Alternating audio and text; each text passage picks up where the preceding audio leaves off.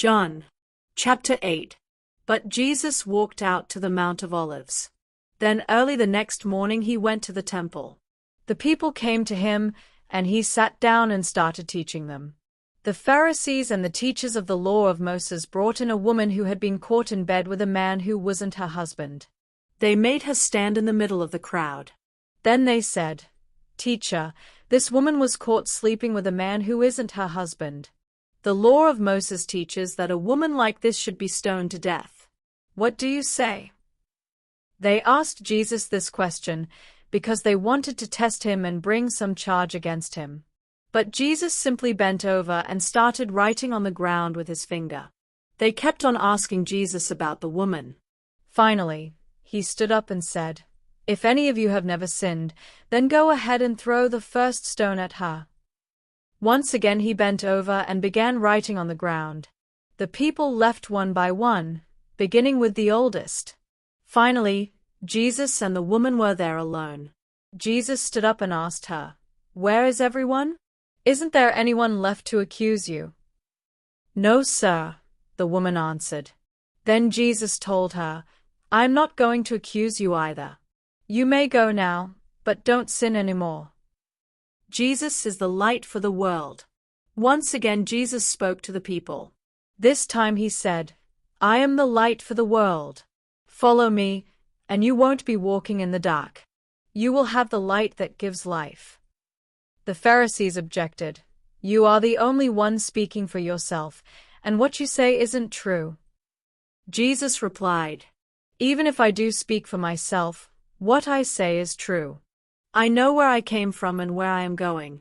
But you don't know where I am from or where I am going. You judge in the same way that everyone else does, but I don't judge anyone. If I did judge, I would judge fairly, because I would not be doing it alone. The Father who sent me is here with me. Your law requires 2 witnesses to prove that something is true. I am one of my witnesses, and the Father who sent me is the other one." "Where is your Father?" they asked. "You don't know me or my Father." Jesus answered, "If you knew me, you would know my Father." Jesus said this while he was still teaching in the place where the temple treasures were stored. But no one arrested him, because his time had not yet come. "You cannot go where I am going." Jesus also told them, "I am going away, and you will look for me. But you cannot go where I am going, and you will die with your sins unforgiven." The people asked, "Does he intend to kill himself? Is that what he means by saying we cannot go where he is going?" Jesus answered, "You are from below, but I am from above. You belong to this world, but I don't. This is why I said you will die with your sins unforgiven. If you don't have faith in me for who I am, you will die, and your sins will not be forgiven." "Who are you?" they asked Jesus. Jesus answered, "I am exactly who I told you at the beginning. 26 There is a lot more I could say to condemn you. But the one who sent me is truthful, and I tell the people of this world only what I have heard from him." No one understood that Jesus was talking to them about the Father. Jesus went on to say, "When you have lifted up the Son of Man, you will know who I am. You will also know that I don't do anything on my own. I say only what my Father taught me. The one who sent me is with me. I always do what pleases him, and he will never leave me." After Jesus said this, many of the people put their faith in him. "The truth will set you free." Jesus told the people who had faith in him, "If you keep on obeying what I have said, you truly are my disciples.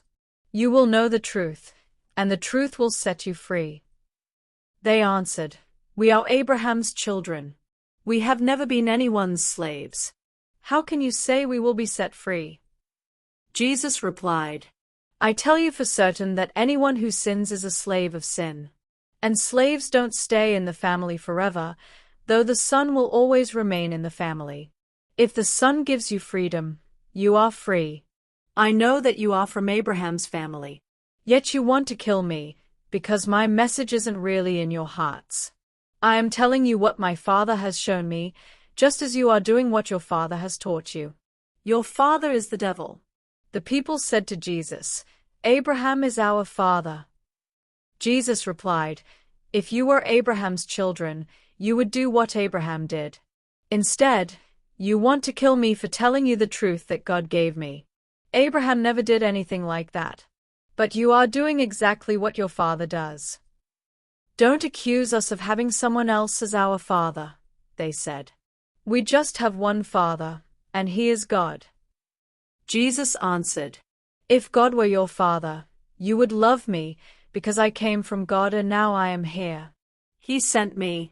I did not come on my own. Why can't you understand what I am talking about? Can't you stand to hear what I am saying? Your father is the devil, and you do exactly what he wants. He has always been a murderer and a liar. There is nothing truthful about him. He speaks on his own, and everything he says is a lie. Not only is he a liar himself, but he is also the father of all lies. Everything I have told you is true, and you still refuse to have faith in me. Can any of you accuse me of sin? If you cannot, why won't you have faith in me? After all, I am telling you the truth. Anyone who belongs to God will listen to his message. But you refuse to listen, because you don't belong to God." Jesus and Abraham. The people told Jesus, "We were right to say that you are a Samaritan and that you have a demon in you." Jesus answered, "I don't have a demon in me. I honor my Father, and you refuse to honor me. I don't want honor for myself. But there is one who wants me to be honored, and he is also the one who judges. I tell you for certain that if you obey my words, you will never die." Then the people said, "Now we are sure that you have a demon. Abraham is dead, and so are the prophets. How can you say that no one who obeys your words will ever die? Are you greater than our father Abraham? He died, and so did the prophets. Who do you think you are?" Jesus replied, "If I honored myself, it would mean nothing. My Father is the one who honors me. You claim that he is your God, even though you don't really know him. If I said I didn't know him, I would be a liar, just like all of you. But I know him, and I do what he says. Your father Abraham was really glad to see me." "You are not even 50 years old," they said. "How could you have seen Abraham?" Jesus answered, "I tell you for certain that even before Abraham was, I was, and I am." The people picked up stones to kill Jesus, but he hid and left the temple.